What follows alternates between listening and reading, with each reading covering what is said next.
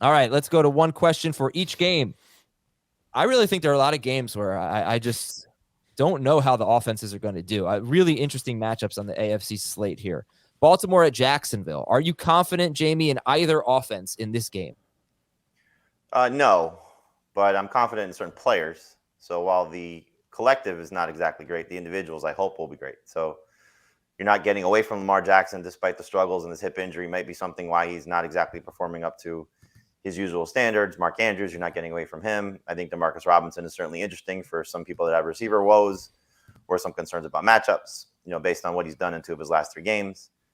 The running back situation is clearly something you got to keep an eye on. But, if there's one guy in Drake, it's a flex. If there's both guys, then it's, probably something to avoid. And then who you're playing for Jacksonville. You're playing ETN and you're playing Kirk, and that's probably Do I know that? Because Kirk has been very matchup dependent. The Ravens' run defense has been ridiculous lately. But I mean, you gotta really be loaded. First of all, you're not benching ETN. There's very you want to go Wilson or P Ryan or Rashad White. You certainly can. I don't think there's a huge swing of difference if those guys play up to their standards, and ETN probably struggles, but he's going to touch the ball so much and hopefully in a creative way.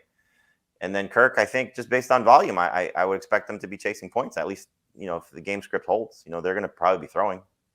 So hopefully that leads to some better production. Hope so. I don't know. I mean, I don't know about Heath, how many pass attempts do you have Trevor Lawrence projected for?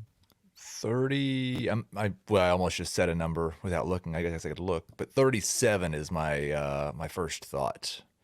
Okay. It is 35. Okay. All right, Cincinnati at Tennessee. So less than Simeon. Wow. Cincinnati at Tennessee is another game. It's like, what does the Bengals offense do against this Titans defense, which has been number 1 in yards per play, I think, since their bye, maybe number 4 in yards per play allowed in the last 4 games since their bye. Heath, start both Chase and Higgins if Chase plays?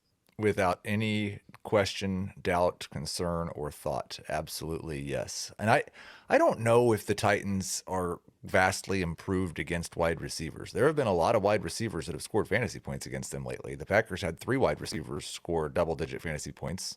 So did the Broncos. Mecole Hardman and Juju combined for almost 40. They've given up a lot of fantasy points to wide receivers even recently. Okay. Chicago is at the Jets. I'll go back to Heath on this one. Do you like any running backs in this game? Michael Carter, David Montgomery, you like them? I wouldn't say that I like them, no, but they are both usable if you're desperate as a low-end number 2 or high-end flex. Montgomery over Carter, and James Robinson might have some sneaky appeal as well. Okay, how about Houston at Miami? Jamie, you kind of alluded to this earlier. Starter sit Dameon Pierce. What do you feel? How do you feel about him? It's like a lesser version of Travis Etienne. He's going to touch the ball so much. You hope that he has better performance this week than he did last week against the Commanders. It's not an easy defense, and they're coming off of a bye. But anybody that has 15 plus touch potential should be most likely in the RB2 range. Okay, Pittsburgh at the Colts. Do you like better, George Pickens or Paris Campbell, Heath?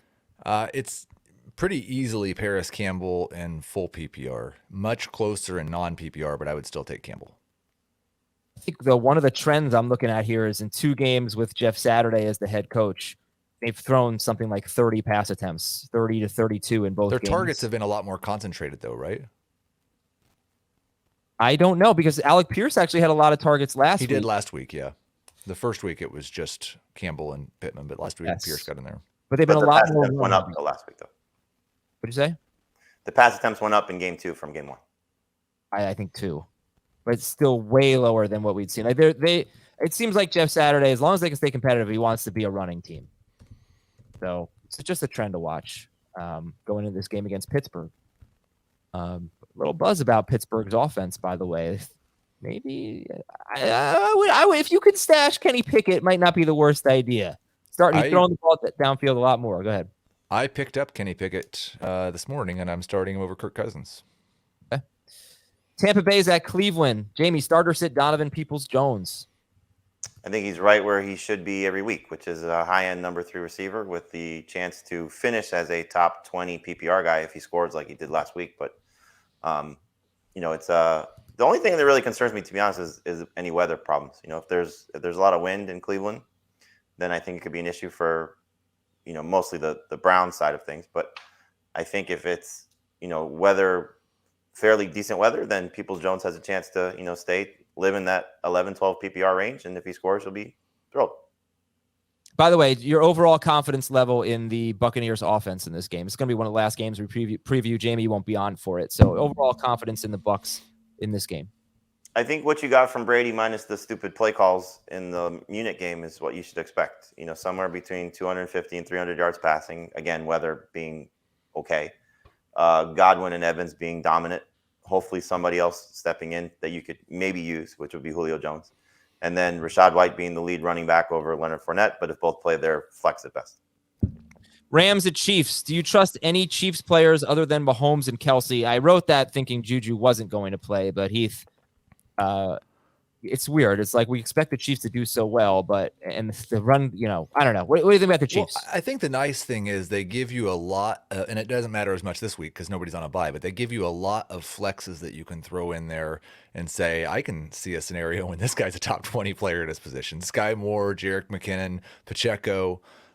You trust Pacheco more in non-PPR than you do in full, but still, it's just the same thing. It's no touchdowns, no work in the passing game. And I don't even remember enough plays inside the 10 or running plays for the Chiefs inside the 10 lately where I'm even certain that Pacheco's playing over McKinnon in that spot.